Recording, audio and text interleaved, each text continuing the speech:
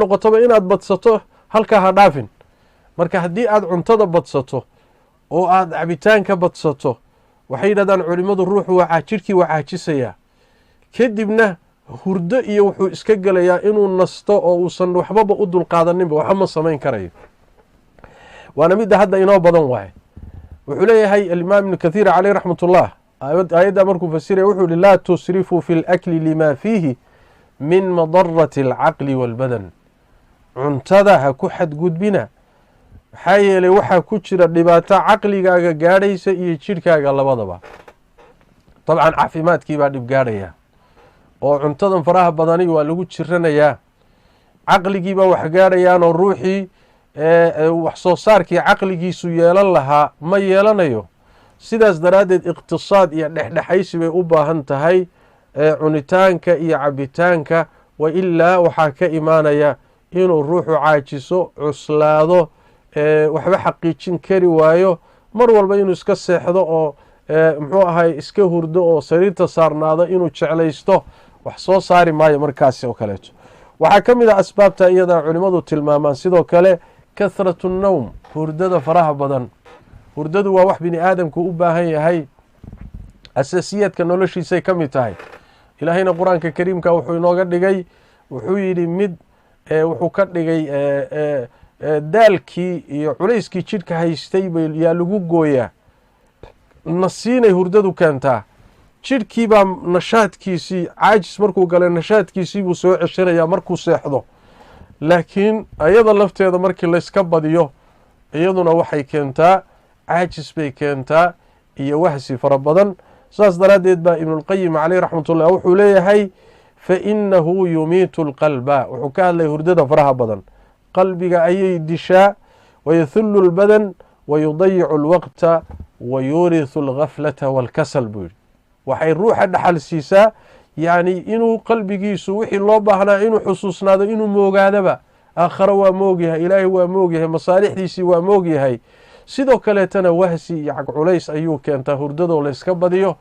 qiyaasta jidhku u baahan yahay in la siiyo waa loo baahan yahay, oo sidaynu u tegi doonno haddii hurdadii jidhku u baahnaayo nasiinadiisii ku yaraato iyada lafteeda waxay ka mid tahay asbaabta dararka keenta oo caajiska keentay ka mid tahay. sidaas daraaddeed tawasut iyo dhexdhexaysi jidhku hurdaduu u baahan yahay ee laga maarmaanka ee laasimkaana sii, hana ka badinin. ayadana asbaabtaasay ka mid tahay. waxaa ka mid a wahsiga waxyaalaha keena, khaasatan daacada iyo khayraadka iyo waxyaalaha wan wanaagsan, cilmiga barashadiisa, cibaadaadka, waxyaalaha khayrka ah inta badan ruuxu inuu ka wahsado waxaa ka mid a tuulu lamal iyo didiilada dheer. waad noolaan doontaa, cimri baa kuu laaban, dhallinyaraad tahay. maaweelada inta badan shaydaanku bini aadamka uu ku maaweeliyo oo inuu kaaga dhigo in yacni wax weye nolol badani kuu laaban tahay. taana waa taa qur-aanka iyo sunnadu aada uga digeen oo uu nebigu leeyahay sal alla alay wasalam muxuu ahay kun fi dunyaa kaannaka gariib oo caabiri sabiil. adduunyada markaad joogto waxaad noqotaa sidii adigoo qariib ah ama jid gudbayoo kale. cabdullaahi ibnu cumar xadiidka markuu warinaya waa kii lahaa idaa amsayta falaa tantadir asabax waidaa asbaxta falaa tantadir almasaa. haddii galab kuu soo gasho ha qorshaysan inaad berridii subax gaadhayso, haddaad subax gaadhana ha ku talagelin inaad galabtii gaadhayso. yacni waxa weye qorshahaaga mar walba ku talagal in saacaddaa iyada lagu imaan karayo. mar kastoo ruuxu yidi diilada dheer iyo waad sii noolaanaysaa soo gaabiyo, wuxuu gelayaa dadaal, wuxuu gelayaa ka gaadhsii, wuxuu gelayaa wakhti badan kuma laabnee durbo wa xaqiiji, cilmiga baro, camalkii xaqiiji, cibaadaadkii iska toosi, muxuu ahaayey berri baad dhimanaysaa. diyaargarowgaasu ruuxu gelayaa.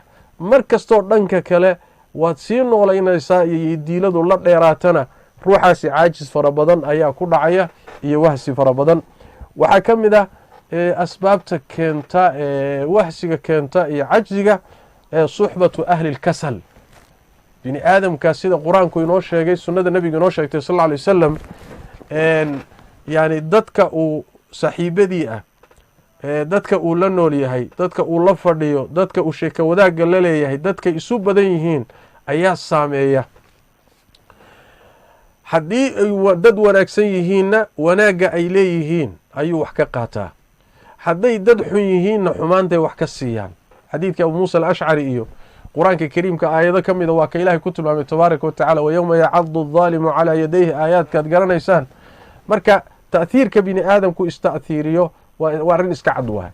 ruuxa hadduu marka dad wanaagsan oo ahlu nashaad ah oo firfircoon oo injaaz leh wax soo saaraya, cilmiga markay u jeesadaan meel ka gaadhaya, camalka iyo taacada meel ka gaadhaya, khidmada iyo adeega bulshada iyo mujtamaca muslimka, dacwada iyo ummadda wacyigelinteeda, dad yacni himamkoodu sarreeyaan oo wax soo saar leh ruuxu markuu la saaxiibo way jiidayaan.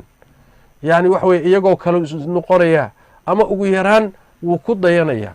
laakiin cala alcaks hadduu ruuxu dadka liita ee himamkoodu liito ee caajislayaasha ah kuwaa hadduu ku lug xidho oo la saaxiibo sidoodoo kaleu noqonayaa. marka dad fara badan oo fiicnaan lahaa waxaa laga soo galay dhanka suxbada, rufqo sayi ah iyo dad xun iyo dhallinyaro xun iyo dad aan niyo lahayn iyo dad nolosha ka dhacay iyo kuwo qashin muxuu ahay sidoodaba meelo hoose ka fikira. waxaa ruuxu hadduu la saaxiibo iyadana sidoo kaleeto saameyntooday leedahay. asbaabaha ugu muhiimsan bayna ka mid tahay oo ruuxa bini aadamka a saameeya. asbaabtaa waxaa ka mid ah in uu ruuxu muxuu ahay ku tacalluqo waxyaalaha la yidhahdo awhaamta iyo amaanida kaadibka ah. yacni waxa yididiilooyin iyo waxyaalo aan xaqiiqo ahayn ruuxu inuu ku noolaado iska jeclaysto, alamaani alkaadiba. oo maalan waxa weeyaan isaga oo aan waxba ahayn inuu ismoodo meel wanaagsan inuu joogo. laysa biamaaniyikum walaa amaaniyi ahli lkitaab. yacni allah tabaaraka wa tacaala wuxuu wax ka dhigay ruuxa camalka iyo waxa uu qabanayo iyo waxa uu xaqiijinayo wax ku yahay. laakiin awogay baa ahaa iyo aabbahay baa ahaa iyo sheekhanagaa ah iyo culimadii baa sidaa ahayd iyo adiga haddaan ahayn waxba kugu qaban mayso. amjaadaas hore iyo waxaa tegey wax badan adiga kugu biirin mayso. marka wax weye dad badan baa iskala nool. sidaas daraaddeed baa loo baahanya allah tabaaraka wa tacaala baa dhihi lahaa qur-aanka kariimka wuxuu ku sheegay nimanka la yidhahdo reer bani israa'iil waqarahum fii diinihim maa kaanuu yaftanuun. yacni waxa weeyaan waxyaale iyo khuraafaad aan jirin bay iska dhaadhiciyeen. lan tamasana annaaru ilaa ayaaman macduudaad bay dheheen. annaga sidanadaba naarta waxaan gelaynaa maalmo kooban kadibna waan ka baxaynaa oo muslimiinta nooga dambayn doona ku waari doona. waxaase intay iska dhaadhiciyeen ayay muxuu ahay waxaa ka dhalatay inay kadsoomaan oo wixii ay qabsan lahaayeen iyo khayrkay la imaan lahaayeen inay ka caajisaan oo isaga tagaan. marka ruuxu hadduu ammaani beena la noolaado inta badan iyadana asbaabtay ka mid tahay. waxaa ka mid ah asbaabta iyada ah mujtamaca uu ruuxu ku dhex nool yahay inuu yahay mujtamac qoysaskiisa iyo isaguba fasaadsan. mujtamaca saamayn bay kugu leeyihiin sida saaxiibadaa iyo afraadaad la socotaba kuugu leeyihiin baa qoysku kuugu leeyahay aad ka soo jeedeed ku dhex korayso, mujtamacaad ku dhex koraysa uu kuugu leeyahay. sidaas daraaddeed haddii mujtamac himilo leh oo yacni wax weeyaan dadaalaya oo wax soo saaraya oo wax tabcaya haddii uu ruuxu la noolaado mujtamacaasi ayuu la mid noqonaya. marka mujtamac iyo qoys furfuran kala daadsan isaga dhanbac jiida daroogo nolosha ka dhacsan ayadana saameyn weyn bay bini aadamka ku leedahay. intaasi waxaa la dhihi karaa asbaabaha ayay ka mid tahay. asbaabaha waxaa ka mid noqon karaya in ruuxu runtii u baahan yahay waxa la yidhaahdo muxuu ahaayey jirhkiisu caajiska waxyaalaha keenay ka mid tahay in jirhkiisa ay cudurrada qaarkood hayaan oo kale, in mawaadda jirhka gelisa firfircoonida iyo nashaadka gelisa qaar ka mida ay ka maqan yihiin oo kale, fitamiinaadka qaar ka mida mawaad waxaa jirka bini aadamka ilaahay ugu talagalay oo siisa yani tamar siisa, tamar energy siisa ayaa laga yaabaa inay ka maqan tahay oo mushkiladiisu ay tahay mushkilo caafimaad. waxaa ka mid ah oo asbaabta ka mid noqon karaya jirhkiiba inuu isgalay oo jirhkii uu waayey exercise iyo tamaariintii u baahnaa inuu waayey. jirhka bini aadamka ilaahay wuxuu ugu talagalay inuu shaqeeyo, inuu wax qabto, inuu dhaqdhaqaaqo. xubnahan aad arkaysa ilaahay abuuray haddayna shaqadii loogu talagalay qabanin waa fadhiisanayaan. gacmahan aad arkaysaan haddaan laga shaqaysiinin oyna wax qabanin marka dambe sidaasay ku ingegayaan, faruhuna ma soo laamayaan, gacantuna ma laami karto. haddii dib in looga shaqaysiiyo u baahan tahay fasatarabiya iyo waxay u baahan tahay in dib wakti badan la geliyo oo shaqadii dib loogu soo celiyo. bini aadamka caqligiisa sidoo kaleeto tafkiirka inuu fikiro, inuu wax soo saaro, inuu muxuu ahaayey aayaadka ilaahay kowniga kuwa tansiiliga ah waxyaalahan ilaahay kown ka dhigay inuu caqligu ka shaqeeyo wax soo saaro waxay u baahan tahay caqliga in la baro. haddaan caqligii uusan shaqaynin isaga dhan waa fadhiisanaya, isaga dhan shaqagab buu noqonayaa. jidhkii marka lugihii socod bay rabaan, jidhkii dhaqdhaqaaq buu rabaa. haddaan dhaqdhaqaaqii jidhka la siinin jidhkii waa isgelayaa, waa caajisayaa, ruuxii waxba ma qaban karo, ma tilaabsan karo, caqligiisii iyo fahmadiisii waa fadhiisanaysaa.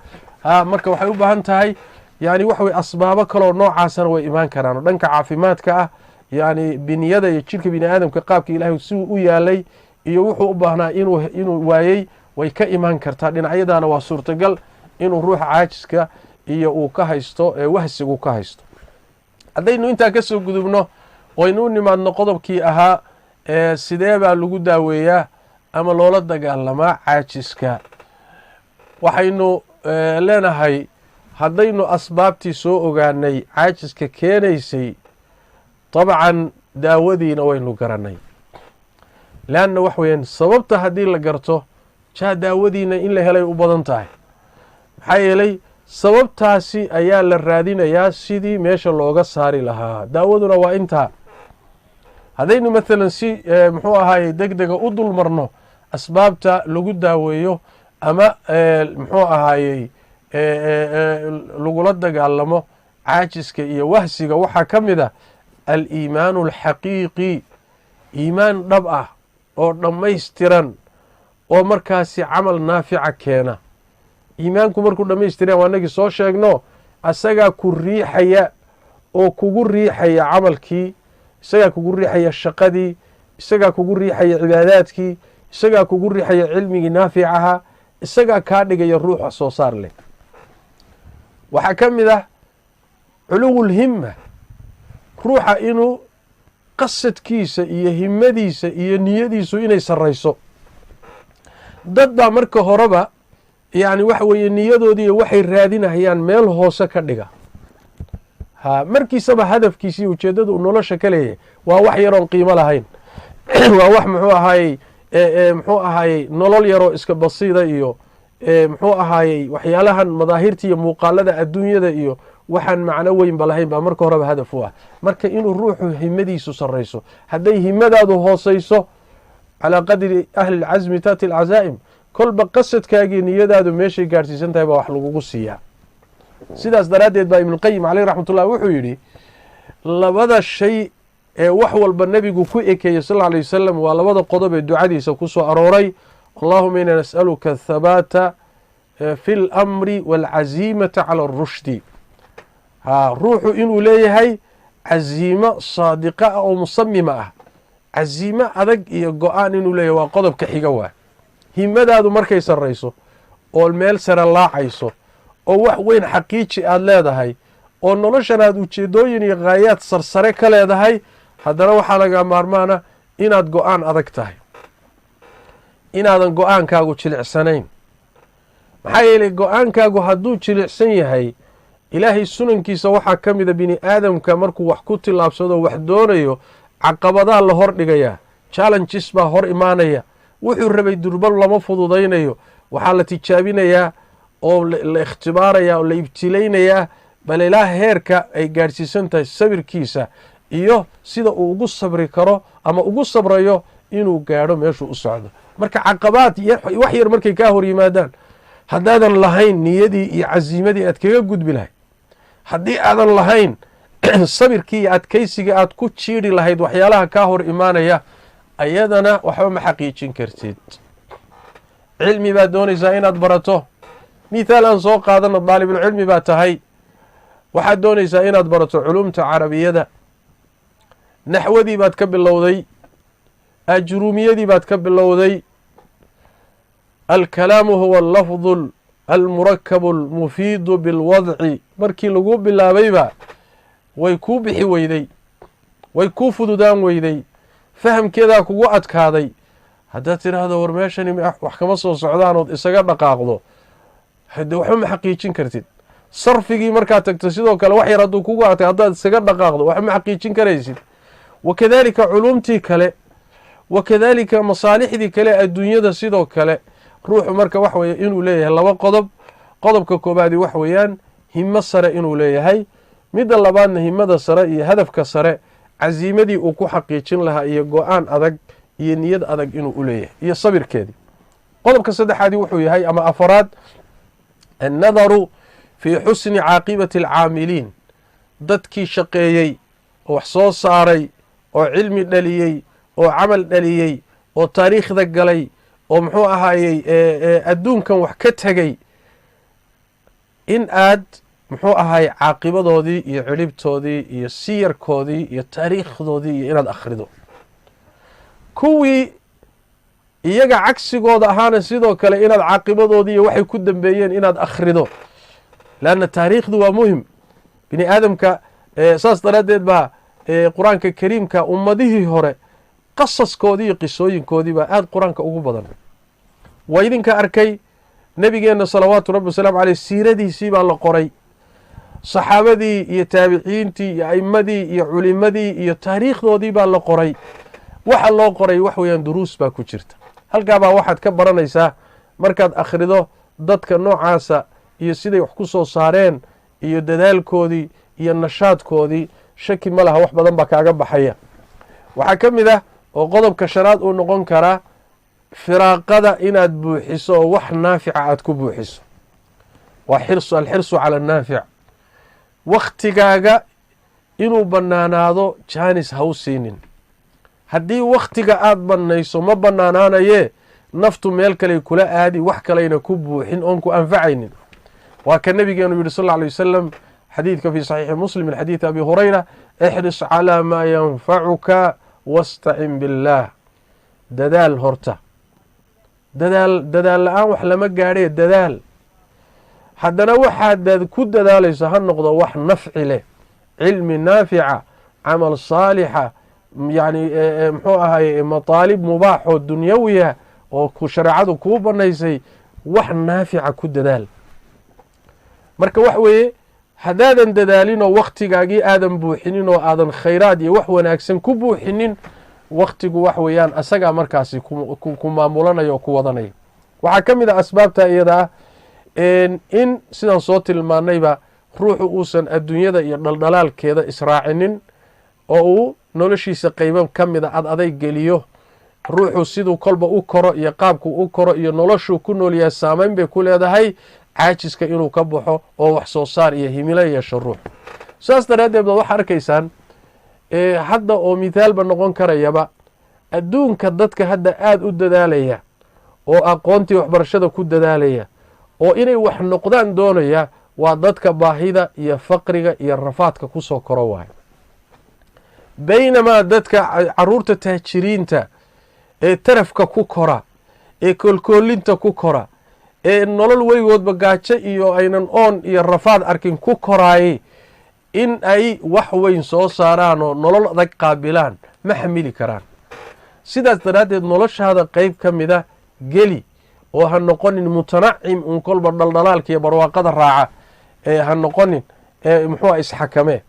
waxaa ka mid ah asbaabtaasi guusha lagu gaadhay ee caajiska lagaga baxo ama lagula dagaalamo inuu ruuxu ahdaaf sare leeyahay oo uu ku dadaalayo siduu ku xaqiijin lahaa. ahdaaf inaad muxuu ahay cilmiga barato, inaad caalim noqoto, inaad ku camal fasho, inaad ummadda u adeegto, inaad daacin noqoto, inaad yani mucalim noqoto, mucalimu lkhayr noqoto, inaad imaam fi diini noqoto. ruuxu ahdaaf sarsare inuu leeyahay. haddana ahdaaftiisi siduu ku gaari lahaa waa inuu qorsho iyo balaan u sameeyo. haddana ahdaaftiisii iyo balaankii waa inuu sii qaybiyo oo qayb kolba u fuliyo. maxaa yeeley bini aadamka naftiisu waxay jeceshahay in la maaweeliyo. haddii hal mar lagu sii daayo wixii oo dhan dabeecaddeedu way niyo jabi وكان نبي يقول صلوات ربي وسلام عليه يعني وحويان عليكم بما تطيقون واحد كري كرتان أنسمية فإن الله لا يمل حتى تملوا واحدا كري نفتها صارنا وحقا مركا وحيوه باهانتا إن لسصبه وحيوه باهانتا نفت بني آدمكم إلا ما ويليوه وعروطة يرير كوكالي marka muxuu ahay geediga iyo safarka iyo la yahay ayaa waxaan garanayaa baadiyaha markaanu socono markay ilmuhu daalo ayaa waxa la leeyahay geedkaasaan degi doonaa waxoogaa marka nashaad baa ku galaya haddana meeshii marka la gaadho haddana meeshaas wax yar baa inoo laaban naftu marka waxay u baahan tahay in yani si tartiib wax loo geliyo marka ahdaafta aad doonayso inaad xaqiijiso maraaxil ka dhig mid markay xaqiijiso ku guulaysato kii kale markaasi nashaad bay u yeelanaysaa macnaha waxaa ka mid ah saan horeyba usoo sheegnay cuntada iyo cabitaankaagu inayna xadgudub noqonin ee dhexdhexaad ka dhigto wakadalika hurdada iyadana waan kasoo sharaxnay waxaa ka mid ah dadka ahlul ijtihaadka ah ee dadaala ee wax soo saara ee muxuu ahay inaad la saaxiibto bulshada aad dhex joogto intaad fiiriso dadka kula da'da ama kaa weyn ama muxuu ahay kaa yar intooda wanaagsan ee dadaalka iyo nashaadka iyo waxqabashada iyo wax soo saarka iyo mustaqbal kale kuwaa ku xidhan oo la saaxiib waxaa ka mid ah in ruuxu uusan amaanida kaadibka ah inuusan wuxuun waan iska jeclahay waan rabaa oo aan camal lahayn laa yunaalu alcilmu biraaxati aljasad cilmi baad madadan doonaysaa nasiino laguma gaadho wax weyn baad doonaysaa inaad xaqiijiso nasiino laguma gaadho waxaan kadaata ilaahay baa sameeyey wuxuuna u sameeyey kolba sida dadaalku addoonku u sameeyo bicawni illaahi tabaaraka wa tacaala in wax lagu siiyo waxaa ka mid ah asbaabta iyada ah saan horeyba u sheegnay culimmadii hore raggii wax soo saaray raggii muddo kooban yani wax injaazaadka waaweyn sameeyey raggii dhinacyo fara badan wax ka soo saaray ama ha noqoto masaalixda adduunyada ah ama masaalixda diiniga ah raggii ummadda hogaamiyey cilmi ku hogaamiyey aqoon ku hogaamiyey wax weyn ka tegey raggaas siyarkoodii iyo taariikhdoodii in aada loo akhriyo waa miduu leeyahay alimaam ibnu jawzi caleyh raxmat ullah wamin anfaci alcilaaji annadaru fii siyari almujtahidiin daawooyinka ugu nafci badan waxaa ka mid ah dadkii dadaali jiray dhaqankoodii iyo siiradoodii inaad akhrido oo la akhriyo oo muxuu ahay ruux u akhriyo waxaa ka mid ah asbaabta iyada oo ugu muhiimsan walaalayaal hoosta ka xariiqi qodobka isaga ah alisticaanatu biاllahi tabaaraka wa tacaala walisticaadatu bihi inuu addoonku ilaahay kaalmaysto isaga awooddiisa iyo xooggiisa inuu ka beri noqdo meel iska dhigo oo rabbigii tabaaraka wa tacaala tala saarto talada u dhiibto waa kii xadiidkii hadda aan soo marnay nebigula sal lla alay wasalam ixris calaa maa yanfacuka wastacin biاllaah hadduusan ilaahay kuu kaalmaynin meel ma gaadhi karti nebigeenuna sal lla alay wasalam ducadiisii saxiixaankiiya sida ku timid allahuma innii acuudu bika min alcajzi waalkasal ilaahu caajiska iyo wahsiga iyo tabardarada ayaan ilaahu magan kaaga ahay buu nebigu dhihi jiray sal lla alay wasalam marka inaad ilaahay magan gasho rabbigaana kaalmaysato iyaaka nacbudu wa iyaaka nastaciin iyaaka nacbud waa ujeeddadii lagu abuuray iyaaka nastaciinna waa wasiiladii aad ku gaadhi lahayd haddaadan isaga kaalmaysanin meel ma gaadhi karti laa xawla walaa quwata ila billah wey marka inaad muxuu ahay arrintaana aad kaalmaysato xoogaaga keliya aadan isku hadlaynin dadaalkaaga keliya ha cuskanin meel laguma gaadho laakiin ilaahayna kaalmayso tabaaraka wa tacaala oo bari oo isaga magan gal waxaa ka mid ah oo qodobka 12 noqon kara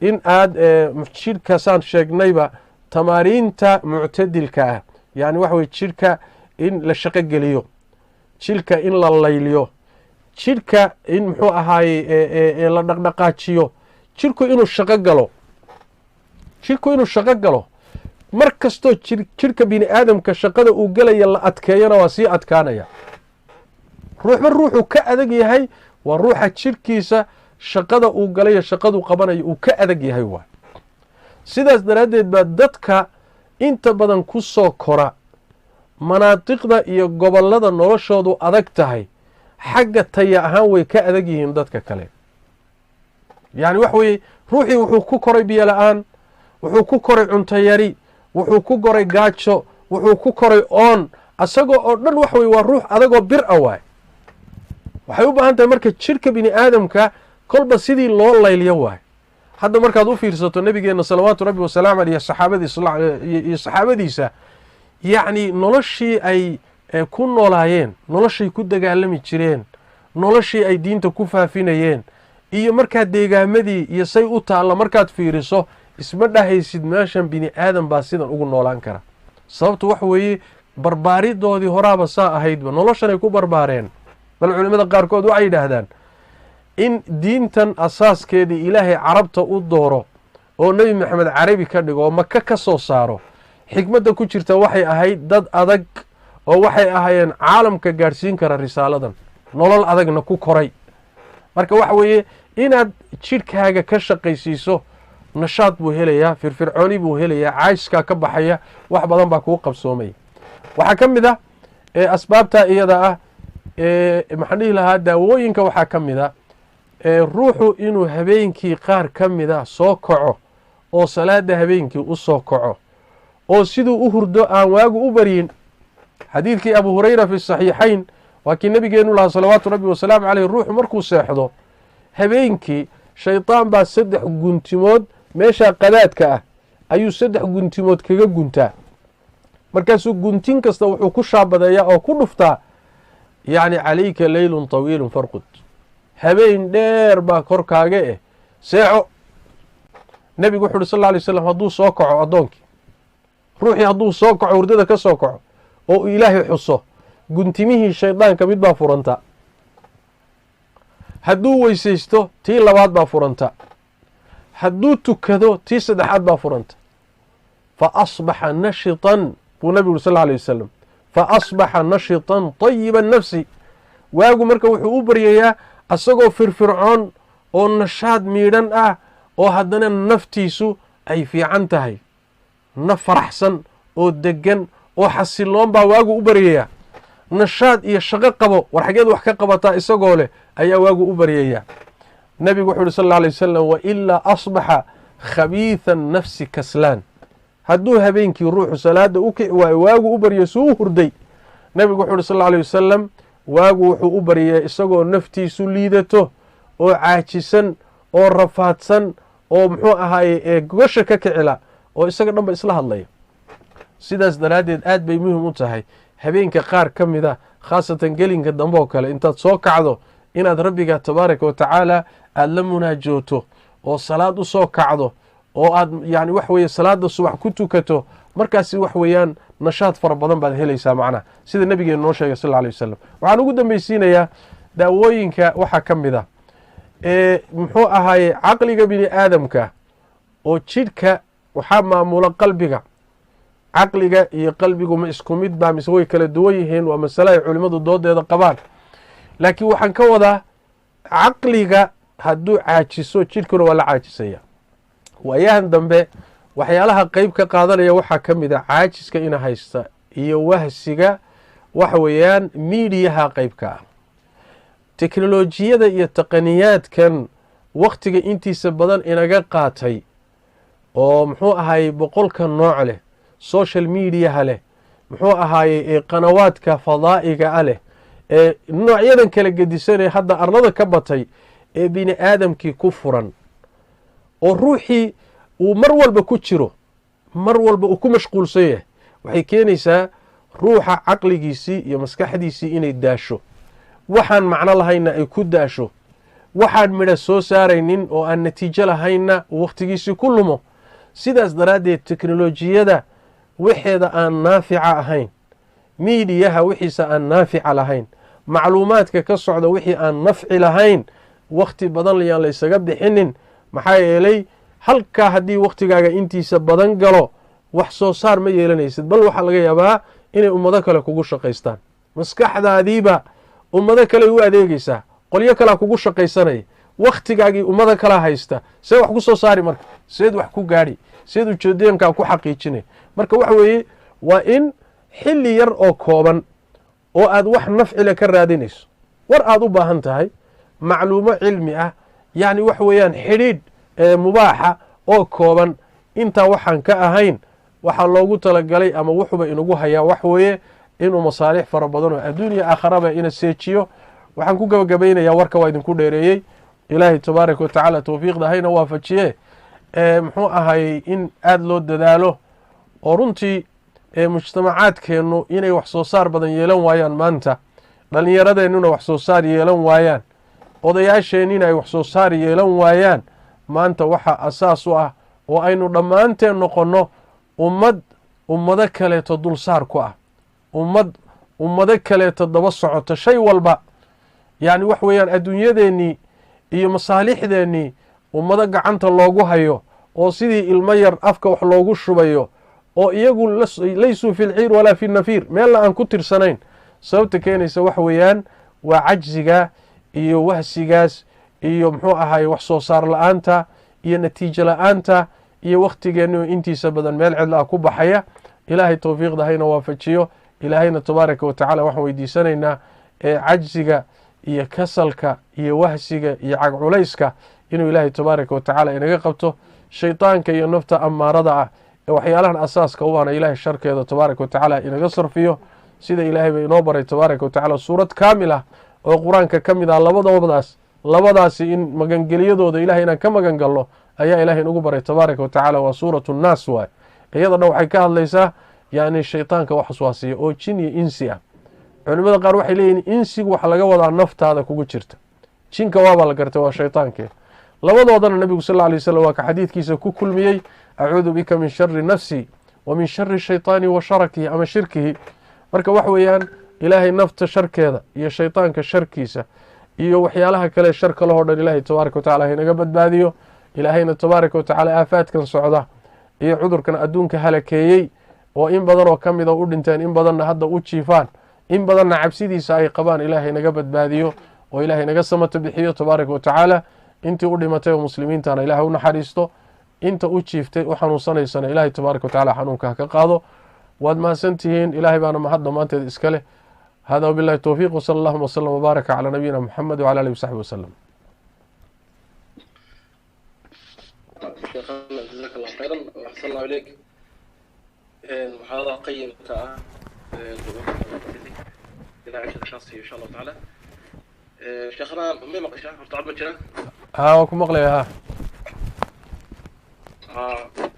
هذا سؤالنا ويدينه وقت انتهى ما إن شاء الله. ما هذه إلى 20 دقيقة. هي إن شاء الله. وأوكي وين. سؤالها marka waxaan sameeynaa qaarna dadka mikrofoonada soo qabsanaya qaarna waan akhrinaya insha Allah. marka qofka ugu horeeya maxamed Cabdi Saaq soo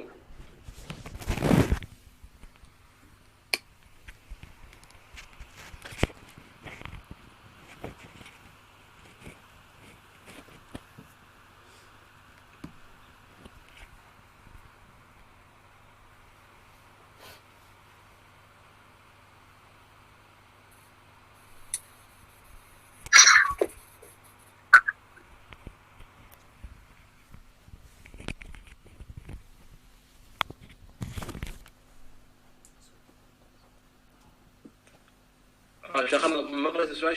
ما مقلين. سؤالي محمد سؤالي.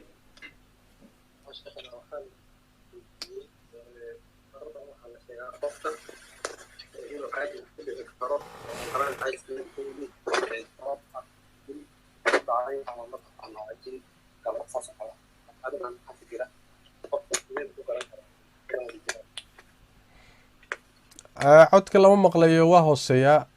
codka lama maqlaa. هي هذا مقطع تعلنا. ها. مرة بعض واحد عدد ضد كذا دحين مرة إيش عايز واحد كنا قفك أو الكل عادي أما وجين كلا إحنا عصا كلام قفك نسيب وكران كرا على بديه.